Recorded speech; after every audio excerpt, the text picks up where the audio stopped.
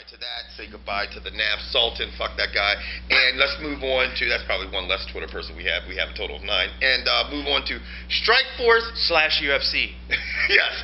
Diaz versus Daley. Now, quick question to you two. With Strikeforce being acquired by the UFC, do you think it has this? Do you think the product might be diluted? No. Yeah, I mean, I hope not, and I hope one thing that they definitely don't do is change the production of it, because I like the way Strikeforce moves through fights, and it doesn't take 8 hours, and I don't need 12 hours of promo in between the fights. I think the way it is right now is Strikeforce is Strikeforce. Just like the WEC sat there, and then once everything went through its cycle and stuff, all of a sudden the WEC kind of just like dissolved and became part of the UFC. The same thing's going to happen with Strikeforce. It's still got to deal with Showtime. It's something that was targeted for the mainstream audience. They're not going to take away from that. Showtime is not going to want them to take away from that. Now, with me, okay, just with me, if I was a fighter, okay, and now I'm looking at the mainstream public is seeing me, but also I'm thinking, okay, I gotta win. Now all of a sudden, I might fight a little bit more conservative because I don't want to get the loss. Because I know if I can keep winning, I can put myself in a position like someone like Shields or Diaz or maybe Henderson again, who are sitting at the top of their classes, and you know that people are going to want to see them fight back over in the UFC. Now, if you start taking chances and, you know, doing things that are out of your, you know, your comfort zone, then you could get caught, lose one fight, and now you might be fucked. Okay. Now, with that said, here's another question I'm going to ask to both of you. If you're a UFC fighter, a mid-level fighter to an older fighter, and you lose 3 consecutive fights, what normally happens to you in the UFC? Usually you're, what exactly? That's it. So now, with those people, by those people, the folks over at the UFC, guiding the reins of Strikeforce, do you think they're going to have the same free will and liberty to outrightly cut people from Strikeforce? Because here's the thing. I think a lot of these UFC guys fight to win because they know if I lose 2 or 3 fights, I'm going to be cut. And I used to have a place to go. Strikeforce, Shark Fights, Bellator. Well, now Strikeforce, in my opinion, is gone. It is part of the UFC. So now, if you're one of these Strikeforce guys who could go out there and swing for the fences and know, you know what, even if I lose, I'm still going to get a check and I'm still going to be asked to come back. Do you still adopt that mentality, knowing how it's being run in the UFC? I think, honestly, I'll give you a perfect example. I think if I'm in Strikeforce right now, me personally, I would swing to the fences, man. I would go crazy. I would be like, yeah, you got nothing to lose. It's called your job. But here's the thing, look at Chris Lieben.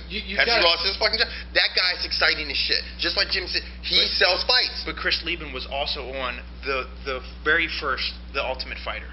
He's been groomed along and been in the UFC, and they really don't look at. I mean, if you look back, at Diaz, but if you look back at some of those people forever. that were on 1, 2, 3 Ultimate Fighters and stuff like that, who had a career at one time in the UFC, there's a lot of them that have just gone.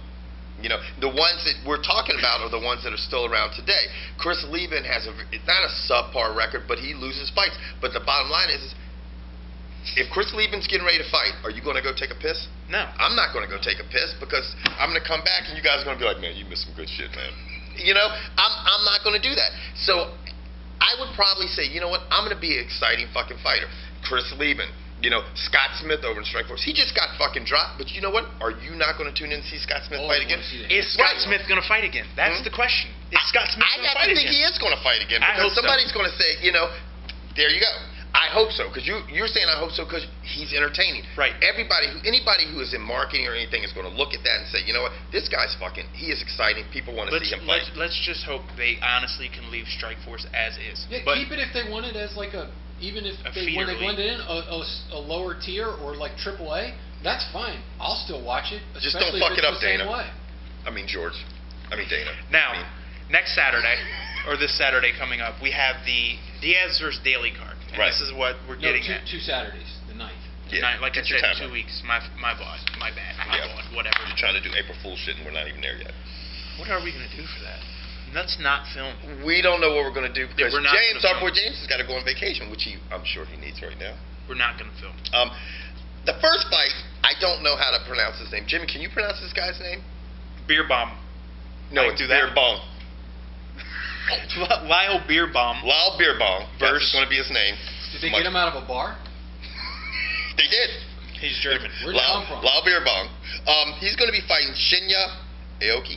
Sure. This is going to be a grapple fest, as Jimmy referred to it. He's going to be, I'll be eating during this fight, I think was a direct quote. Now, the funny thing about it is Beerbong was undefeated, okay? Beerbong. You know what? It is So he found the beer bong. He was undefeated. Right. Now people are going to be like, oh, you're being disrespectful. Hey, guys, we're being light about the subject. Beer Bong, which we'll call him from here out, was undefeated, and he got his first loss just at his last fight. So, it's not...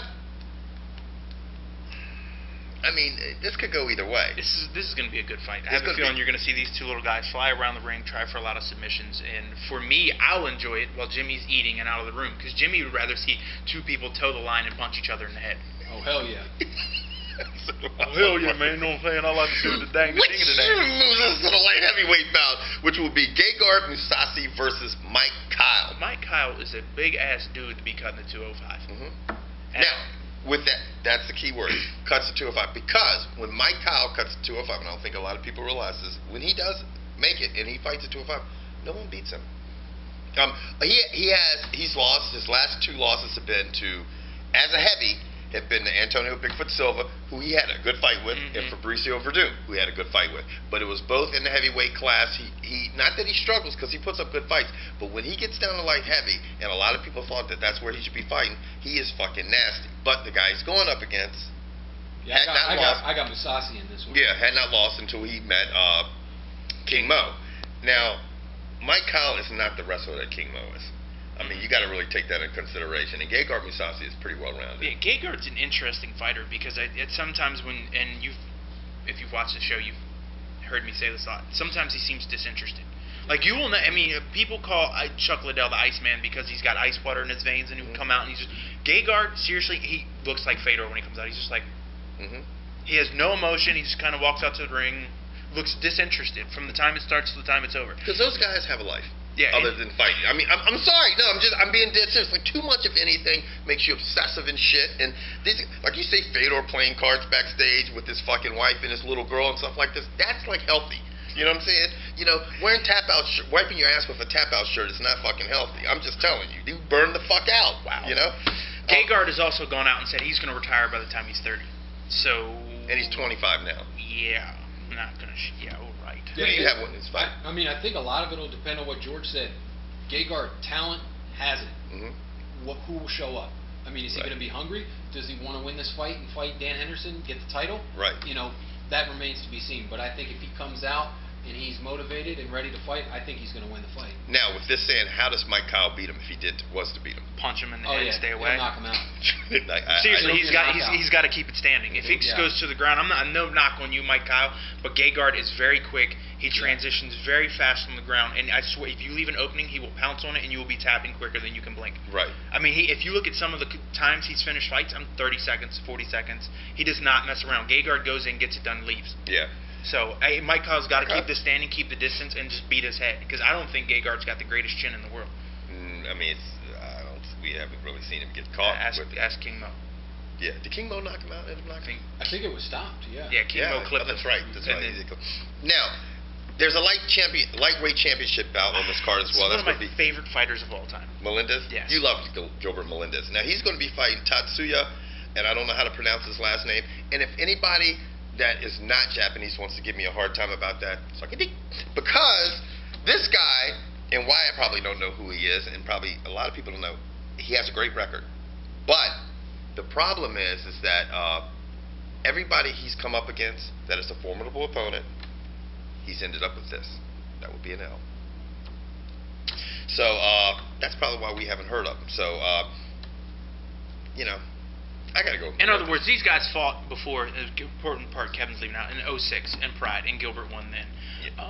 Rules are a little different in Pride, but and by the way, now that the UFC owns Strikeforce, you can throw elbows again. They're bringing these back, which changes a lot of your ground game.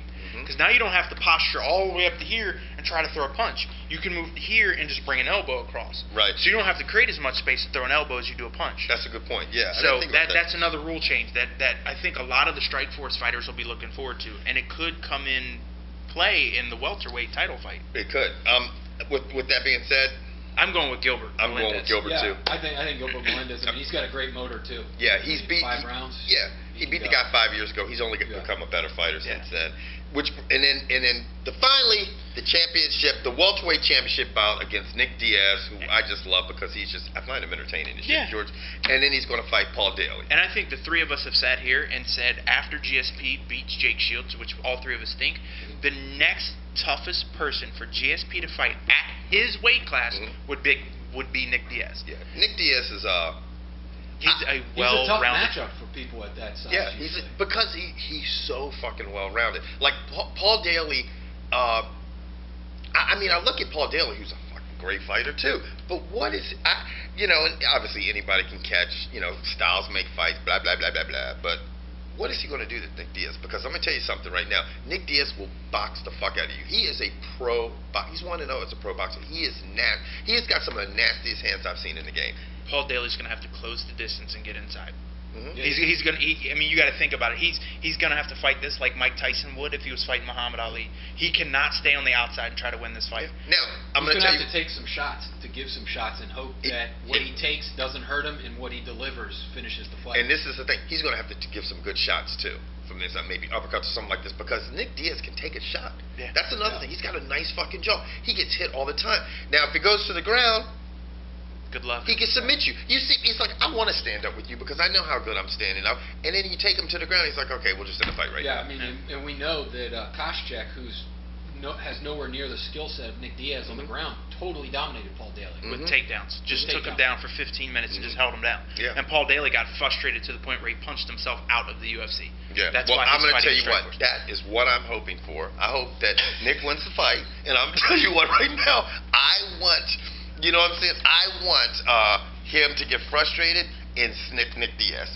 okay? Because I'm going to tell you what, there will be fireworks in that fucking place. The better fight will be after the match in the ring. If he does that. It will be great. I will sit there like this and go, please sneak that motherfuckers, please sneak that. Because those motherfuckers will take a couple bong hits, roll up in that fucking ring, and him and Nate will fuck some shit up. Now, and Jason Mayhem Miller might join in the other side.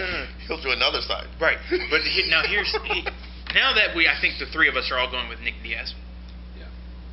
I'm going with Nick Diaz. Okay, good. Here's the question. When Nick Diaz wins this fight, do you push for a GSP fight, or do you try to make the Mayhem Miller fight work? Because Mayhem's bigger than you, and the whole thing Dana White's honoring contracts. What's his contract say? I don't know. I have no idea I don't know anything about Strikeforce and who decides who fights who. See, we gotta find out what happens. That's the thing. Like, if he's got a contract for a certain amount of fights. Well, it would surprise me if there's any crossover fights at all, meaning a Strikeforce guy fighting a UFC guy for at least a year or two until those Strikeforce contracts are basically over. Okay, and the so deal with Showtime is up. With that said, Nick Diaz should fight Mike Miller.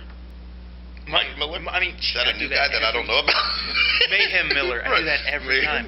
I think I think you got to do a catchweight fight between Nick Diaz and Miller. That would be good. I mean, it'd be a good fight to sell. That could be your first pay-per-view. Put that on the undercard. Put that as your undercard on the finals of your heavyweight tournament. So have the heavyweight tournament, which, is it ever going to happen again? Because supposedly it got pushed back to June because Barnett, they couldn't just roll up in Japan and have Barnett fight because they couldn't secure a venue. Yeah. In other words, the Japanese one of the one getting paid. Yeah, that fight is it's not till the beginning of June. When I think it's in Dallas. Yeah, it's in Dallas. It's those other two bouts. Yeah, I mean. Because here's the thing, can you keep Alistair Overeem from rolling up into a bar and beating somebody up before he has to fight again? Alistair Overeem is like, you know what, man? I mean, I'm under contract. I'm going to fight. I love that. Like, he's like, I'm going to fight. And, those guys. They only get paid when they fight. Yeah. They're like, you know what, man? I can't sit around and wait for you guys and all the politics and the bullshit. They just fight. Like, who was the guy we were just talking about that has fought a couple times before we did the show? Gegard's fought twice in Dream. Yeah, people don't even know that. I love that shit. He's like, you know what? I'm going to fight. I'm planning on only fighting for another 5 years, so I'm going to get paid. Basically what happened, those cats over at Dream said, here's $200,000. We want you to come fight. Gegard's like, Coker, I'm going to fight. Coker's like, go fight. Yeah. Because it's money that Coker doesn't have to give him. Yeah. And a lot of these guys don't have giant sponsorship deals. Like John Jones just landed one with K-Swiss. Congratulations. Yeah. But I mean, how many people are going to get? I can't wait to see if they do a fucking Tubes commercial with him and Dude from Eastbound and Westbound. Oh. That would Anyway, be funny. we got to wrap the show up. Yeah, that's about Because another I'm half going to have hour. to sell my car to pay James. Have a wonderful day. Later, guys.